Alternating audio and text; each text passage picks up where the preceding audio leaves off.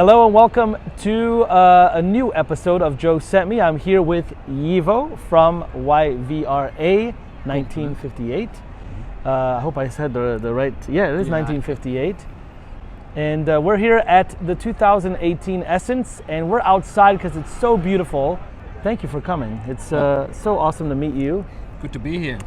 And we're going to be filming a video, and we're going to talk about something very new and unique to this brand. And tell us a little bit about your brand first, and then we'll go from there. Yeah, I'm not a real perfumer. I'm a journalist with always a keen interest in perfumery, and instead of becoming a perfumer myself, I started to write about famous perfumers, and then some of them, they said, well, you should start your own brand. And I was never thinking of starting my own brand, but to make a long story short, I ended up last year with my second fragrance. Wow. And when was the brand established?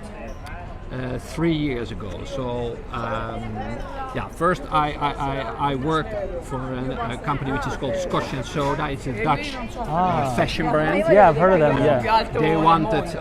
They wanted a perfume, and so that was the reason I had to develop their creation. Yeah. Very cool. So tell me about the significance of 1958.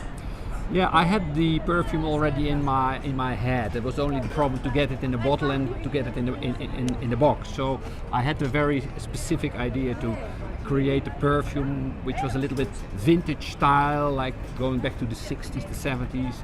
I sort of focused on the perfumes I really liked, Eau Sauvage, of Dior, Yves Saint Laurent, this soapy freshness. That was my main aim to get in a bottle, but a bit more powerful than an eau de cologne. Okay, and you mentioned that you were not the perfumer. So who is your perfumer, or what? Or do you? I am in the laboratory. I work in Germany at Drone Perfumes, but I work together with a perfumer. So I now understand their vocabulary. I mean, if we talk fresh, I know what you need to get that. So, right. But I'm not technically trained as a perfumer, but I can speak the Alil, Amil, Clicolat, the Cologne, all those things I know by now. But to finalize the process, I need the hand of a real professional. Sure, but just because you're not a perfumer doesn't mean you don't have a nose, and you clearly had a preference in mind, and an idea and a concept. Yeah. And it's all yours, so you are still very responsible for what is produced anyway. Yeah, although the design is a good friend of mine who developed the box and the bottle, and there are some little jokes because there's very little humor in perfumery, I think. So if you have a closer look to the box, then you will, but those are inventions of my friend who is our director. But I had in mind quite clearly what I wanted, and that's an exciting voyage to make. Yeah. That you have something which is Absolutely. here, and all of a sudden it's visualized.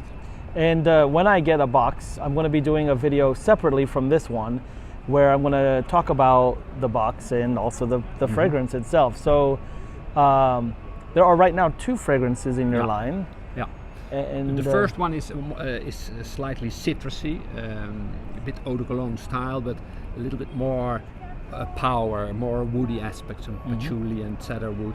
And the second one is, I like woody perfumes. Oud, for my taste, is too heavy. I mean, having breakfast, having your cornflakes with an oud perfume around you, it destroys the breakfast, I think. So oud for me is too heavy. But the second one, for instance, has a lot of Palo Santo, the holy wood, which is a more crispy, more minty sort of wood. Well, you were saying like eucalyptus. Like a eucalyptus effervescent. So you keep the freshness. For me, it's always important to have freshness and transparency in perfumes. Yeah. I have a feeling I'll pretty much, I know that I'll like him. I mean, I have a little bit on my wrist right now from a little wipe that I received, and I can tell you that it is fresh, it's very likable, and I'll spend more time with it, of course, and show you the full detail about it. But there is something else that you created, and this is going to be the coolest thing I've ever seen in fragrance history, personally. Wow. So let's talk about this thing. Yeah, well, this thing, it's I show it here. It's well, as you see, it's not a perfume bottle, but it's an ordinary jerry can. But it's eco-friendly, which is already quite rare. Screen wash, but then it's heavily scented with my perfume. So it's the first perfume screen wash in the world. You don't, well, as I said before, I drive very old vintage cars like a Cinquecento from Italy and the old Pininfarina Peugeot, and they are leaky cars with not that fast moving wipers. Yeah. So then you really have a short, almost orgastic, like, wow, what a smell. Yes. But if you put it in a brand new Tesla, which is so well isolated, you really have to spray a lot to encounter the perfume.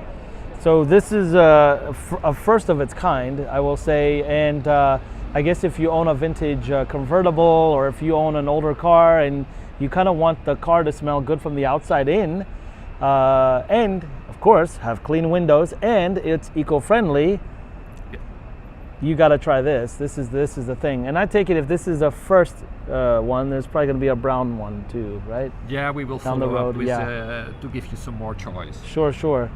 Well, that is so cool. What does this go for, and when is it available? Well, it's written already here that it's for spoiled drivers only, because the price, I have to admit, is a little bit crazy, but you need quite some perfume oil to get the whole liquid smelling. So we sell it now for 39 euros, which is, well, I agree.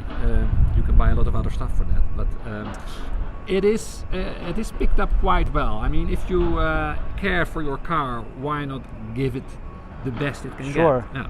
And I mean, 39 euros is not too bad. How long would that last though in a car? Well, that depends on how often you drive and how dirty the wind. But it's 2.5 liters, so it's. I've done about 2 months with it. So 2 months, yeah. And of course, if it's in a classic car, chances are you're not driving it every day anyway. Yeah. So and it can sit in there. It's protected from sunlight, so you don't have to worry about it going bad. Absolutely. And now I don't know about heat. That's another story. But I guess this thing does not is not affected by the engine heat at all. We tested it carefully. First we did some pure perfume oil in an existing screen wash, but then we ended up with streaks, invisible windows, and we had to park the car next to the highway because it didn't work at all. So we had to reformulate the bergamot and other ingredients to get it really without any problems. Yeah. Well, can someone buy this on your website, or is there a place where they can? Yes, it's all available on my website. It's yvra.com. Very nice. And I will include a link down below so that you guys can follow YVRA, not just on Instagram, but also you can go to the website, check out their fragrances, and you can also purchase, I believe you can purchase samples and things on there so that you can try it and buy full bottles. Why not? So that's even better. But once you try it, I'm pretty sure you're going to like it. So there we go. We're signing off from Esxence, and thank you, Ivo, so much for being a part of this video. This is a very cool experience, and I'm so glad you came all this way just to see me. Alrighty, take care, guys. See you next time.